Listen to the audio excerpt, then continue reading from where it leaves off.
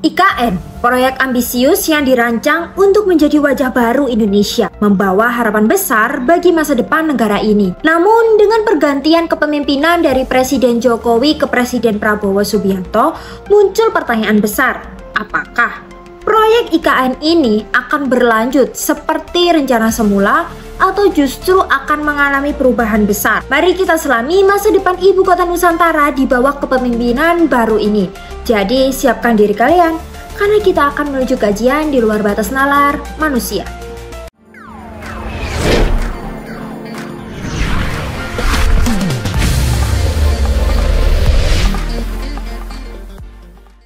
Sebelum itu, mari kita jelajahi kembali sejarah dan visi di balik Ibu Kota Nusantara yang akan kita bahas di chapter 1. Kalian pada ingat gak sih, pada Agustus 2019 yang lalu, Bapak Presiden Joko Widodo mengumumkan rencana ambisius untuk memindahkan Ibu Kota Negara dari Jakarta ke Kalimantan Timur yang diberi nama Ibu Kota Nusantara. Dengan ini saya mohon izin untuk memindahkan Ibu Kota Negara kita ke Pulau Kalimantan. Alasan utama di balik proyek ini adalah mengurangi beban Jakarta yang menghadapi masalah besar seperti banjir, kemacetan, dan kepadatan penduduk yang ekstrim hingga ramalan Jakarta akan tenggelam. Dengan populasi lebih dari 10 juta jiwa dan banyak tantangan infrastruktur, Jakarta dinilai sudah tidak lagi mampu mendukung statusnya sebagai pusat pemerintahan, ekonomi, dan budaya Indonesia. Oleh karena itu, Ibu Kota Nusantara dirancang sebagai kota futuristik yang ramah lingkungan dan juga cerdas, dengan fokus pada keberlanjutan dan modernitas teknologi. Visi IKN sangat ambisius. Seperti yang kita tahu, IKN dirancang untuk menjadi sebuah kota yang sepenuhnya menggunakan energi terbarukan dengan jaringan transportasi umum yang efisien, infrastruktur hijau, dan tata kelola yang modern. Bapak Jokowi berharap bahwa dengan memindahkan ibu kota ke Kalimantan, pertumbuhan ekonomi dapat lebih merata dan mendorong perkembangan wilayah Indonesia bagian timur. 5 tahun berlalu, bagaimana progres pembangunan saat ini? Kita bahas di chapter 2. Sejak diumumkan proyek IKN telah memasuki beberapa fase penting. Saat ini, proyek telah memasuki tahap konstruksi utama, di mana beberapa infrastruktur dasar seperti jalan akses, fasilitas air bersih, dan listrik sudah mulai dibangun. Pemerintah juga telah menyelesaikan rencana detail tata kota dan penetapan wilayah pembangunan. Total anggaran yang sudah dialokasikan untuk pembangunan tahap awal mencapai sekitar kurang lebih 500 triliun rupiah. Pekerjaan awal di lapangan mencakup pengembangan jalan utama menuju lokasi ibu kota, instalasi jaringan air,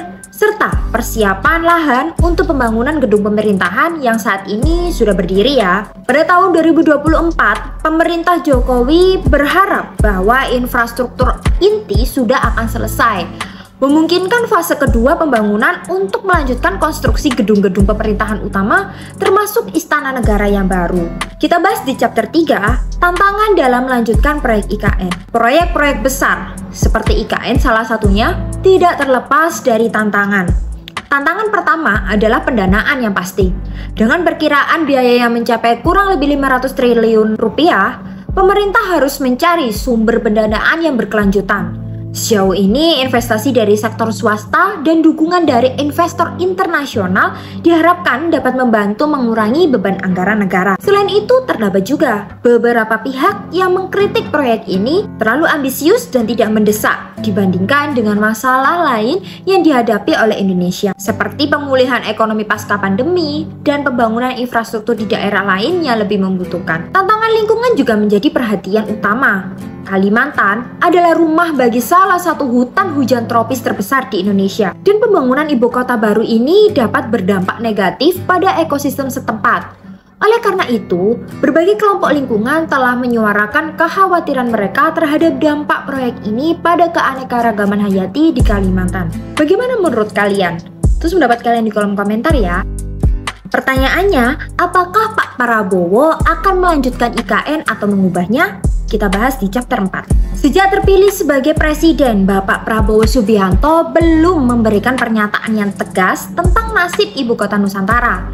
Namun, beberapa analis politik percaya bahwa Bapak Prabowo akan tetap melanjutkan proyek ini, meskipun dengan beberapa penyesuaian yang sesuai dengan visi pemerintahannya. Pak Prabowo telah menekankan pentingnya infrastruktur dalam memperkuat kedaulatan dan ketahanan nasional.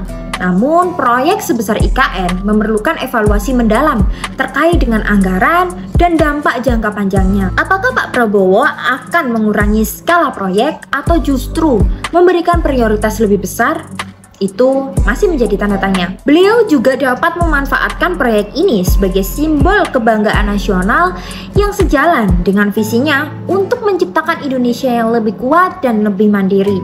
Namun, evaluasi ulang kemungkinan akan dilakukan terkait efisiensi anggaran dan pengelolaan sumber daya, terutama dengan adanya program-program lain yang juga membutuhkan perhatian, seperti ketahanan pangan dan program sosial. Chapter 5, peluang dan masa depan IKN di era Presiden Prabowo. Bagaimanapun juga, masa depan IKN akan sangat bergantung pada kebijakan yang diambil oleh Presiden Prabowo. Jika proyek ini dilanjutkan dengan dukungan penuh, IKN dapat menjadi simbol kemajuan Indonesia di kancah global, serta mendorong pertumbuhan ekonomi di luar Pulau Jawa. Beberapa investor internasional juga sudah menyatakan minat mereka untuk berpartisipasi dalam proyek IKN, termasuk dari negara-negara seperti Uni Emirat Arab dan juga Jepang. Dengan adanya investasi asing, membuat beban anggaran negara dapat dikurangi, memungkinkan proyek ini untuk berlanjut tanpa mengorbankan proyek-proyek penting lainnya. Namun,